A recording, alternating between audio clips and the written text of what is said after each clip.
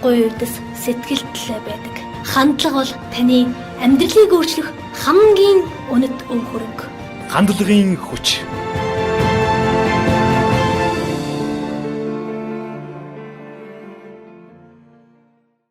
Хандлагын хүч цуврал нэвтрүүлгийн шинэ дугаард шинжлэх ухааны технологийн их сургуулийн бизнесийн удирдлага хүмүүнлэгийн сургуулийн сэтгэл судлалын багш сэтгэл зүйч Цэлмэг оролцож байгаа. За тэгэхээр бид өмнө нь 21-р зууны техник технологийн хөгжил мэдээллийн асар их хурдтай нийгэм болоод өнөөгийн хүмүүсийн харилцаа хандлагын уялдааны талаар өгүүлсэн. Түүнчлэн ер нь хандлага гэж юу юм бэ? Хандлагаар хүн юу бүтээж чаддгийг, хандлагын олон янз хэлбэрүүдийн талаар бас ингэж онцолж ярьсан. Өнөөдөр бол одоо Цэлмэг багштай хандлага хүн ер нь хэрхэн өөрчилж чаддгийг тийм ээ? Хандлага өөрчилснээр хүний амьдралд ямар өнгө гэрэл тусдгийг, хүн хандлагынхаа хүчээр юу бүтээж аз жаргалтай сайхан амьдарч болох вэ гэсэн энэ сэжмээр ярилцахаар товлоод байгаа юм. Өөрчлөлт бол бас хүнд тийм амар биш л дээ. Яг гэвэл хүн өөрийгөө ялан дийлнэ гэдэг бусдыг ялан дийлэхээс аюулгүй бэрх хэцүү гэдэг. Тэгээ өөрийгөө шинжиж, таньж, өөрт байгаа алдаа дутагдал юм уу, харилцаа хандлагынхаа сөрөг талыг олж анзаарсан хүн бол өөрчлөлтөнд бэлэн байдаг болов уу гэж бодлоо. Ер нь хандлага гэдэг маань өөрөө бусад одоо бие хүний зан төлөв гэдэг юм уу, тийм ээ, темперамент гэдэг юм уу, авиас чадвар гэдэг юм уу, бусад бие хүний ийм бүрэлдэхүүн хэсгүүдийг бодвол одоо хамгийн амархан өөрчилж болдог, хамгийн богино хугацаанд хүч хөдөлмөр бага зарцуулагдаж ингэж өөрчлөгддөг зүйл гэдгээрээ бол бусад тэр бие хүний бүрэлдэхүүн хэсгүүдээс нэлээд ялгаатай. Тэгээд тийм учраас бол хандлагын тухай ялангуяа манай энэ амьдарч байгаа энэ зуунд бол хандлагын тухай сэтгэл судлаачид маш их чухалчилж авч үздэг. За өөрчлөх аргуудыг бас зааж өгдөг юм болцсон байгаа. Одоо юунд ч хандах хандлага үйж болно тийм ээ. Орчиндөө хандах хандлага үйж болно, өөртөө хандах хандлагч үйж болно. Одоо альва энэ хандлага дотор маань сөрөг хандлага байгаа бол тэгээд одоо тэр сөрөг хандлага маань өдөр тутмынх нь амьдралд ямар нэгэн байдлаар хөгжилд нь бас саад учруулдаг. Ийм байдаг болвол тэрийг олж анзаарсан болвол хандлагаа өөрчлөх юм арга чаргыг болвол бид нар хайж үзэх нь болвол маш зүйтэй юм байгаа. Тэгэхээр хандлагыг болвол өөрчлөхдөө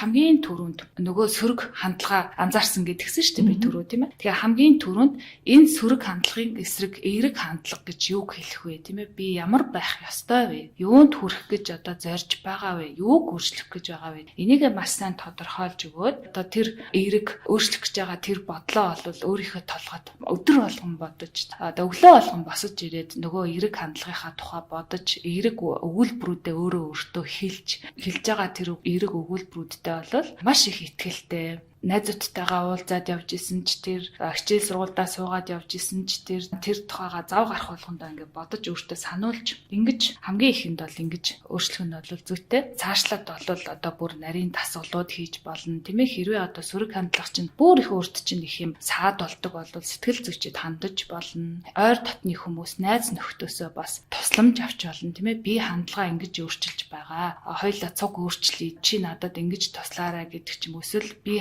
яаж өөрчлөхөд одоо илүү төхөмтэй байх вэ гэдэг маягаар ч юм уу найз нөхөд дотны хүмүүсээсээ тусламж авах. За эсвэл одоо юу гэдэг энэ тэнд бичиж тавьж болно бас. Юмыг одоо бодох тэгээд бичих гэдэг хоёр бол их ялгаатай үйлдэлүүд л дээ. Бодож байгаа зүйл маань бол их хөвчлэн амархан мартагддаг. Тэгээд бас жоох эмх замбраа муутай иймэрхүү байдаг. Харин бичээд одоо тавина гэдэг маань одоо өөрийнхөө зорилгыг ялангуяа бичээд тавина гэдэг маань тэр бодлоо бол маш их эмх зэгцтэй болгож байгаа. Бичсэн гоё өгүүлбэрээ тийм ээ ойрхон харах. Нүдэндээ өдөрт хит удаа нүдэнд чинь харагдахаар газарт байрлуулад наах. Ийм байдлаар бас өөртөө дасгал болгож штэ тэр чинь. Ингээд дасгал хэлбэрээр хандлагаа өөрчлөх ийм оролдлогуудыг хийж болно. Ялангуяа өөртөө хандах сөрөг хандлагаа өөрчлөх гэж байгаа бол өөртөө итгэл их сул байгаа болвол өөрийнхөө даваа талуудыг нээж илрүүлэх хэрэгтэй. Тэгээд ур чадвар, авиас чадваруудаа нээж илрүүлэх, хаана юу хийж чаддаг, хаана байхдаа би хамгийн их аз жаргалтай байдаг гих мэтчлэн одоо өөрийнхөө тухай илүү их мэдлэг цуглуулад одоо даваа талуудаа сайн мэдэж аваад тэгээд тэр даваа талуудаа ашиглах юм боломжуудыг бас хайж ингэж өөрийгөө хөгжүүлж өөртөө итгэх итгэлээ бол нэмэгдүүлэх боломжтой л доо. Хандлага амьдралыг үзэх үзлийг өөрчилнө. Хандлага хүнийг харьцааг өөрчилнө. Хандлага амьдралын сорил шалгууртай нүүр тулах аргыг бас өөрчилнө. Хандлагаа өөрчилж өөртөө өнгө нэмэх бодлынхон талд зогсоорой. Хандлагын хүч нэвтрүүлэг.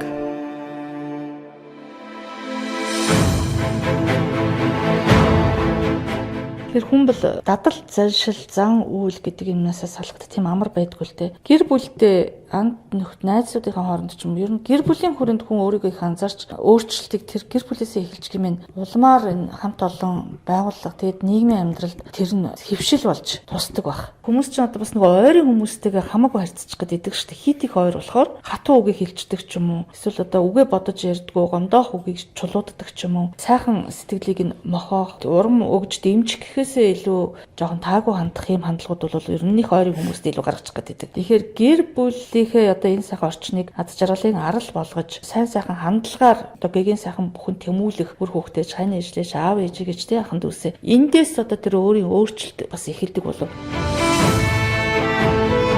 Өөртөө хандах хандлага өөрчлөхийн тулд хамгийн түрүүнд өөрөө өөртөө ажиллахаасаа гадна өдрийнхөө хамгийн ойр дотн цаг хугацааг өнгөрөөж байгаа гэр бүлийнхэнтэйгээ хандлагаа бол эерэг болгоод тэгээ гэр бүлийнхэнтэйгээ харьцах харилцаагаа ялангуяа одоо бие биендээ хэлэх үгээ тийм ээ үгээ их гоё эерэг байлгах эднэр бол маш их тустай. Одоо тэр таны түрүүний авсан жишээ шүү дээ тийм үү машинд дариулчих ба гэдэг ингээд ээж нь тийм ээ заримдаа тэгж хэлдэг хүмүүс бас байдаг шүү дээ. Тэр бас яг тэр хүний хандлагыг харуулж байгаа л да. Ер нь хандлага чинь дандаа хүний үйлдэл зан үйл тийм ээ үг яриагаар бол илэрч яадаг. Тэгэхээр яг хөөрхий тэр ээж нь бас буруу биш л дээ. Ээж бол санаа зовж байна. Хүүхдээ бол хамгаалах гэсэн тийм ээ болгоомжлуулах гэсэн ийм санаа цаана байгаа. Гэхдээ тэр одоо санаагаа бол ийм сөрөг байдлаар хөвчлээ илэрхийлээд байна л да. Тэгээ өөрөө их төгшүүрхтэй байна. Магадгүй одоо бухимдал ихтэй байна. Энэ байдлаасаа болоод тэгэхээр тэрийг жишээ нь тиймэрхүү тохиолдолд бол яг хөө гэхээр мартахгүй би одоо муу ийм сөрөг бодлуудыг бодлуудаа багасгах шүү гэдэг багасгах гэж байгаа шүү гэдэг энэ бодлоо мартахгүй л ойр ойрхон санаж авах хэрэгтэй өөртөө их сануулж авах хэрэгтэй тэр эерэг үгнүүдийг ашиглаж эерэг зан үйлүүдийг хийснээрээ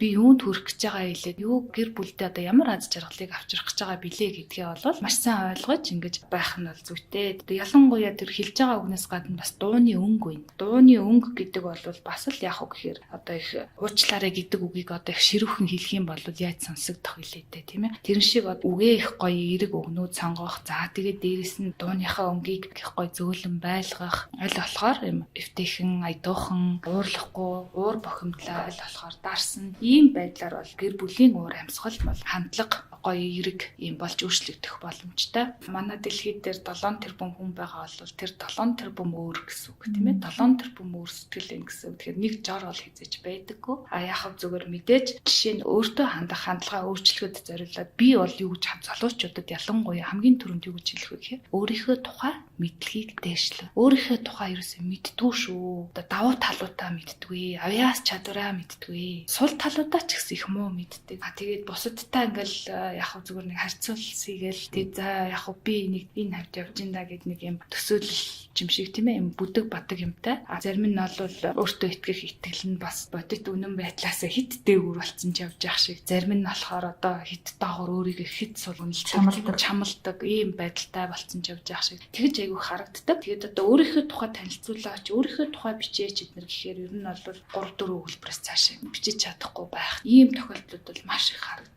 Залуучууд найзуудыгаа болохоор айгүй сайн мэдээд идэг. Тэгэхээр бусдыг одоо мэдж байгаа шигээ өөрийнхөө тухай мэдлэгийг сайн хоримтлуулах хэрэгтэй. Өөрийгөө судлах хэрэгтэй, тийм ээ? Би юу ямар зан төлөвтэй хүн бэ? Би ямар одоо давуу тал, сул талуудтай хүн бэ? Хаана тийм ээ би өөрийгөө аз жаргалтай гэж мэдэрдэг вэ? Миний ирээдүйн байх газар юу вэ гэдэг ч юм уу. Иймэрхүү байдлаар бол өөрийгөө маш сайн судлах. За тэгээд өөрийнхөө тухай ялангуяа аав ээжтэйгээ их гоё нээлттэй ярилцдаг байх. Янз бүрийн клуб одоо үйл ажиллагаа, олон нийтийн үйл ажиллагаа, хобби тийм ээ ийм зүйлүүдийг хийж үзэхгүйгээр авьяас чадвар нэгдэхгүй шүү дээ тийм ээ хийж үзэхгүй бол юмд оролцдог байх, идэвхтэй байх, сэтгэл зүйн олон янзын тест, оншилгоо эднэрийг бас хийж үздэг, өөрийгөө сордог байх. Иймэрхүү байдал нь бол өөрийгөө нээж илрүүлэхэд бол их тусална. Өөрийгөө бүр илүү их сайн нээж илрүүлээд би бүр ийм амжилтанд хүрмээр байна гэж байгаа хүн бол өдрийн тэмдэглэл хөтлөх. Энэ арга бол маш их үр дүнтэй арга. Өдрийн тэмдэглэл хөтлөхөөр бол одоо хүний бүх бодол санаанууд, болсон үйл явдлууд, болох гэж байгаа үйл явдлууд эднэр бол маш их гоё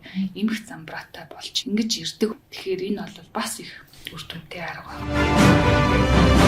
За тийм ээ. Сэтгэл зүйчийн маань хэлснээр ерөөсөө хүн бол өөрийгөө таньж мэдэж ин дотоод сэтгэлээ онгичиж уудалж зөв мөн чанараар нь таньж гэмээр өөрчлөлтийг өөрөөсөө эхэлж чадна гэсэн санааг агууллаа тийм ээ. Хандлагын хүч цовруул нэвтрүүлгийн энэ удаагийн дугаарт шинжилгээ технологийн их сургуулийн бизнесийн удирдлага хүмүүнлэгийн сургуулийн сэтгэл судлалын багш сэтгэл зүйч Цэлмэг оролцлоо. Хандлагыг бүрдүүлэгч хамгийн том хүчин зүйл бол зан чанар. Ганцхан үгээр хүний амьдрал өөрчлөгдөх нь бий. Одоогийн амьдрал чинь таны өдийг хүртэлх хандлагын нийлбэр юм. Хандлагын хүч нэвтрүүлэг.